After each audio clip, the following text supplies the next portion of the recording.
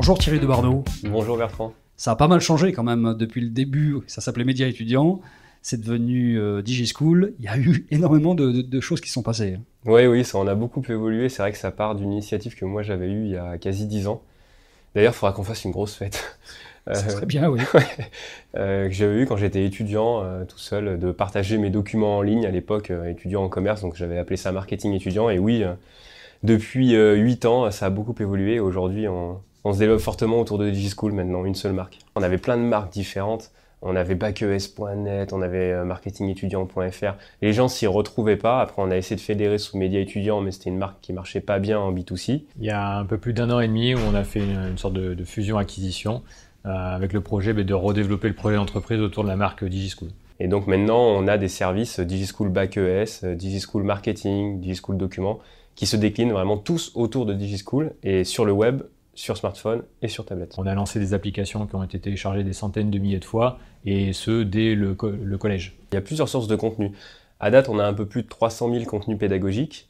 La première source, c'est la communauté, donc chacun peut participer et envoyer ses contenus, comme ce qui est fait sur YouTube ou sur Wikipédia. Ça représente une bonne partie des contenus, 80% des contenus, mais juste 5% des contenus qualitatifs. Donc là, notre job, c'est de trouver les meilleurs contenus et de les mettre en avant. Le deuxième type de source de contenu, c'est en interne, donc nos journalistes. Donc on a une équipe de 4 journalistes qui suivent l'actualité étudiante, les initiatives qu'il peut y avoir autour des jeunes.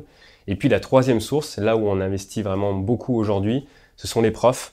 Donc on a recruté une responsable pédagogique qui anime un réseau de 50-100 profs dans différentes thématiques, différentes matières, de la primaire jusqu'au premier emploi. On a voulu valider une étude qu'on a reçue récemment qui disait qu'en gros le sujet de préoccupation principale des jeunes, c'était l'éducation, bizarrement, donc c'était pas forcément les news people ou je ne sais quoi.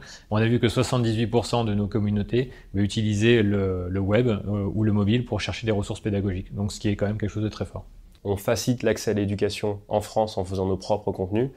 On s'est dit qu'à l'international, on allait faire la même chose, mais en rassemblant tous les contenus éducatifs qui existent dans le monde, qui sont un mix entre un Spotify de l'éducation et un TripAdvisor de l'éducation. Différents types de contenus, ça pourrait être des vidéos, des fiches de cours, des quiz, des MOOC, des applis, peu importe. Et après, on compte sur la communauté comme on l'a fait en France pour se développer, pour ajouter tout un tas de contenus supplémentaires. Par contre, on gardera la main dessus, c'est-à-dire que ce seront nos experts DigiSchool qui valideront ou pas les contenus qui seront proposés sur digischool.com. Le point d'ancrage de DigiSchool, c'est fournir des contenus éducatifs de qualité gratuitement, alors qu'ailleurs, avant, on les trouvait payants. Il y a un exemple très concret, c'est les ventes d'annales du bac et du brevet sur l'année 2013 qui ont vraiment fortement chuté. Et elles ont chuté parce que les jeunes maintenant savent qu'ils peuvent avoir toutes les annales du bac et du brevet sur leur smartphone ou sur des sites web. L'argent, on le gagne auprès de nos clients qui sont des grandes écoles, des organismes de formation, des écoles de commerce, des écoles d'ingénieurs qui cherchent à recruter les bons candidats. Et pour ça, grâce à un modèle gratuit, on va fédérer une grosse audience. Et de là, on sera capable de revendre cette audience à ces institutions. Là, on a décidé d'accélérer parce que c'est maintenant. Aux États-Unis, c'était déjà l'année dernière avec Coursera et EDX.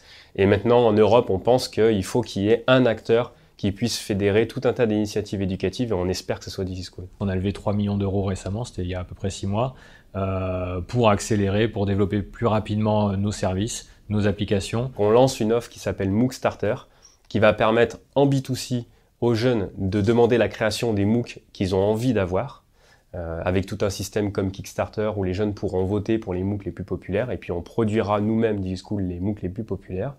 Et un côté B2B où on va proposer ce produit MOOC Starter aux écoles pour qu'elles puissent recruter d'une nouvelle façon, d'une nouvelle manière. Et puis après, sur la technologie, on a 14 ingénieurs qui bossent en permanence sur notre nouvelle technologie qui s'appelle Arcadium, qui va permettre d'adresser un contenu éducatif sur l'ensemble des supports et l'ensemble des devices. Le troisième niveau de Arcadium, ça sera l'adaptive learning, c'est-à-dire adapter les contenus pédagogiques en ligne grâce au big data et pouvoir les refaire, les améliorer par rapport, si beaucoup de jeunes ont faux à une question, on va refaire la question pour qu'ils fassent juste ou on va leur donner les contenus pour qu'ils fassent juste. Bon, donc les jeunes sont avec vous autant qu'avec Facebook et ça c'est plutôt une bonne nouvelle. Voilà.